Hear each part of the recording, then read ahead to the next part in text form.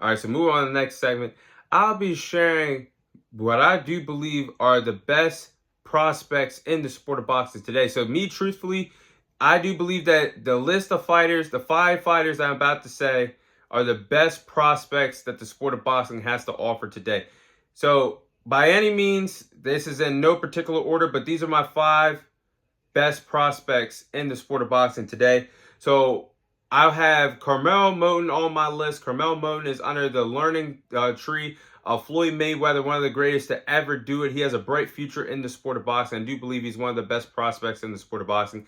Next would be Andy Cruz. Andy Cruz is a tremendous prospect in the sport of boxing. People forget of what the damage he did to Keyshawn Davis a few years ago in the Olympics when he dominated him by a score of 4-1. I definitely believe he has a bright future in the sport of boxing.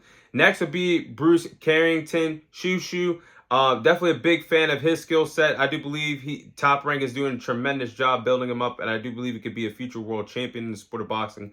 4 would be Abdul Mason. Abdullah Mason has the skill sets and everything you want to see in a future world champion in the sport of boxing. Also promoted well by Bob Arum, built up well by Top Rank.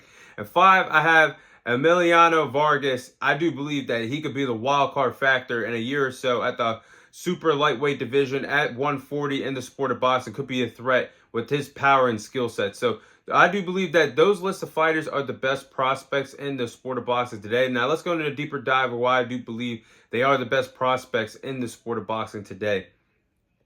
Now, Carmel Moten is only 18 years of age, and Floyd Mayweather does not have any great fighters left with Mayweather Promotions. Now, Floyd's best fighters like Gervonta Tank Davis and a mouthpiece that could sell fights like Rolly Romero, those 2 respective fighters are no longer signed with Mayweather Promotions. So that leaves Carmel Moten left as the only guy that Floyd Mayweather, popularity-wise, could build up to be a marquee household name in the sport of boxing right now. But Carmel Moten, I believe he has a bright future in the sport of boxing. He's learned from a lot of talented guys in the gym. Guys like Shakur Stevenson or Gervonta Davis in the gym, being a part of the Mayweather Promotions and learning in Mayweather's gyms. I mean, Carmel Moten is a solid fighter. He's a good defensive fighter, not scared of any smoke in the pocket, can exchange well in the pocket, good counter puncher from what I've seen. Now, the only thing I will complain about Carmel Moten is you got to have accountability before you become a world champion and make weight at the certain weight that you're supposed to make. If you miss weight, everybody's human, and we've seen some all-time greats miss weight several times in the sport of boxing. Won't be the first time you see it, won't be the last time you ever see it, with all-time greats missing weight. But Carmel Moten was supposed to have a fight a month ago, and this man missed weight by 15 pounds preparing for a fight. And you get on the scale knowing you're overweight by 15 pounds, but you get on the scale anyway for the public, you flex, you say hi and wave to the crowd. You can't do that. You gotta, before you're a world champion, you gotta act like a world champion, train like a world champion. And when I seen Carmel Moten do that a month ago in the sport of boxing, I was very disappointed. So other than that rant, I do believe I will say this, out of all the prospects I just named, Carmel Moten will have the brightest future and go the farthest out of all the respective prospects that I just said in the sport of boxing. Hot take, but that's how much I believe in him. If he can clean up that act and behave like a world champion before you are a world champion. So next would be Andy Cruz. Now, Andy Cruz was ecstatic of signing him to Matchroom last year in the sport of boxing. I mean, Andy Cruz has to be one of the best prospects in the sport of boxing today. Now, he is only 4-0, and he's going to grow a lot. I think Eddie Hearns is going to probably give him 2 to 3 fights this year to build up his resume, build up his credibility over on Matchroom with DAZN this year. I mean, but he dominated Keyshawn Davis in 2020. We see Keyshawn Davis call out guys like Gervonta Tank Davis, Teofimo Lopez.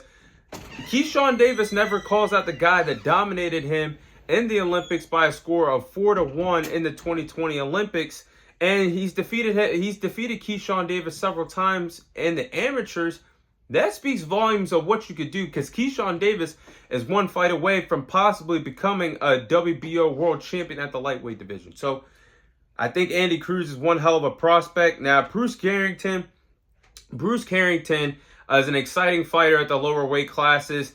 And even earlier this year, I believe in the month of May or June, when he fought on Top Rank, even caught the attention of Naoya Inoue to watch him live in the States. So when you bring Naoya Inoue to the States to watch you, that tells me that Bruce Carrington is on a lot of radars in the lower weight classes, and could be a future world champion very soon, possibly by the end of 2025 if he plays his cards right. But Bruce Carrington, he's very calm, very cool, very collected, fights well in the pocket, does not hesitate to deliver the big shots in fights.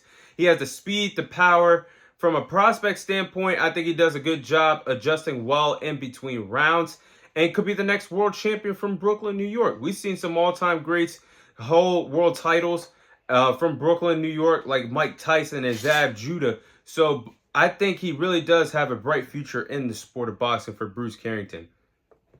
Now, next will be Abdullah Mason. Now, Abdullah Mason, I believe he checks all the boxes of what you want to see as a future world champion in the sport of boxing. I mean, he has a tremendous left hook, can put the combinations together, the speed, the athleticism, everything you want to become a future world champion in the sport of boxing.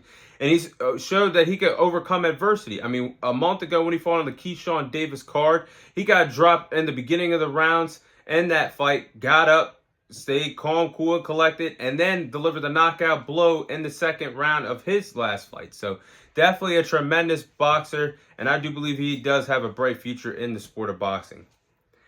Now, last but not least will be Emiliano Vargas. Now, Emiliano Vargas, the son of former boxer Fernando Vargas, is very dangerous, building up his own resume in the sport of boxing. I mean, he's a tremendous fighter already, 12-0, very dangerous, with 10 victories come away of knockout, a tremendous KO ratio for a prospect. I think that Emiliano Vargas is a prospect that Bob Arum can build Top Rank around for a very long time and build up the next big thing in the sport of boxing. And he's an explosive fighter with a good knockout ratio. I could see him being a future world champion at 140 in the sport of boxing. So definitely those 5 prospects I do believe are the best prospects currently in the sport of boxing today.